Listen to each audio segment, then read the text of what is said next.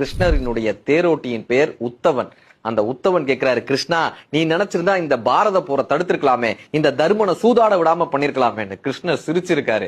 துரியோதன் பக்கம் சகுனி சூதாடுனானா, அப்ப தர்மன் என்ன பண்ணிருக்கணும், என்னை அழைச்சிருக்கணுமே. ஆனா தர்மன் என்ன தெரியுமா நினைச்சான், நான் அந்த இடத்திற்கு வந்துவிடவே கூடாது என்று தர்மன் நினைத்தான். நான் அந்த சூதாட்ட கூடத்தினுடைய வாயிலே நின்று கொண்டிருந்தேன்.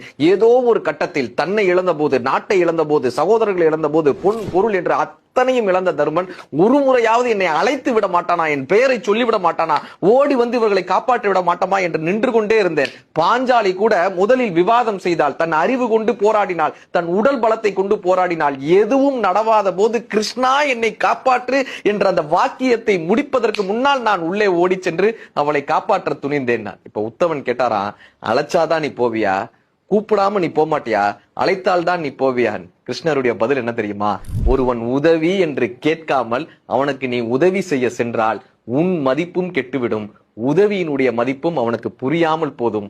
இது கடவுள் என்றாலும் அவருக்கும் பொருந்தும்.